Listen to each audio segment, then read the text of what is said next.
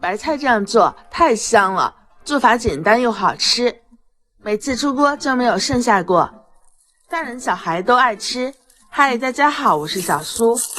首先我们准备一颗大一点的娃娃菜或者是大白菜，把它的叶子一片一片的撕开，然后加入一体敲的小苏打，倒入适量的清水浸泡15分钟。白菜在生长过程中会有一些农药残留或者是虫卵，我们需要认真的把它清洗干净，这样吃的也放心。利用这个时间，我们先来和面，准备500克的麦芯粉或者是饺子粉，然后加入300克40-50度的温水，根据面粉的吸水性，少量多次的加入，搅拌成面絮。冬天使用温水来和面，口感会更好吃。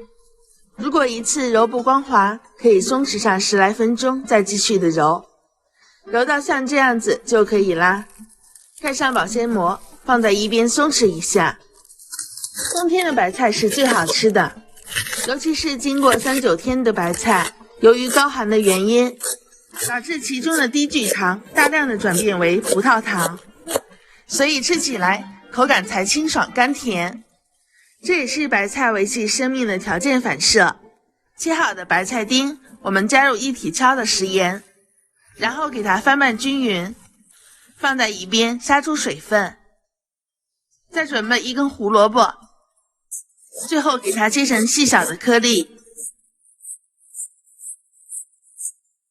装在一个大一点的盆中。现在白菜也已经杀出了一些水分，取一个笼屉布，我们把白菜中的水分给它挤干，这样子拌馅的时候就不易出水。攥干水分的菠菜一起装入大盆中，然后准备一块方便面饼，直接用手把它捏碎，加入方便面可以很好的吸附白菜中的水分，这样子拌好的馅料就不会出水。30克的干虾皮清洗干净放进来，增加鲜味，然后加入点鸡粉，一点点的五香粉，再来2勺香油提香，1勺蚝油提鲜，最后把所有的调料给它搅拌均匀了，像这样子就可以啦。醒好的面团我们给它分成大小相同的小剂子，500克的面粉我分了8个剂子，案板上撒上一些干粉，把面片给它擀薄了，厚度大约在1毫米左右，然后加入2勺拌好的馅料，给它平铺整齐了。再准备1颗新鲜的鸡蛋，我们直接用筷子给它搅散，这样子你就不用洗碗啦。给它均匀的淋在馅料上。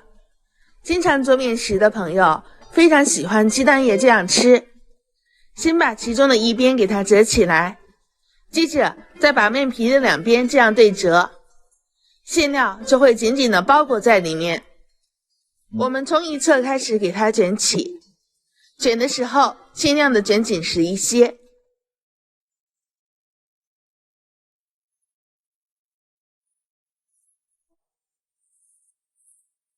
卷好之后就像一块毛巾，白白胖胖的，非常的可爱。接下来这一步则是非常的重要，一定要水开之后再去蒸，这样蒸出来的面皮则会非常的柔软。盖上盖子，开大火蒸上15分钟，再关火焖上2分钟，我们的白菜滋卷就做好啦。哇，真的是太香了！这样蒸好的滋卷皮亮晶晶的，而且又薄又柔软。由于里面加入了鸡蛋液，小孩子在吃的时候就不会馅料到处的掉落，咬一口柔软又劲道，越嚼越好吃。喜欢的朋友一定要试试哦，我们下期见。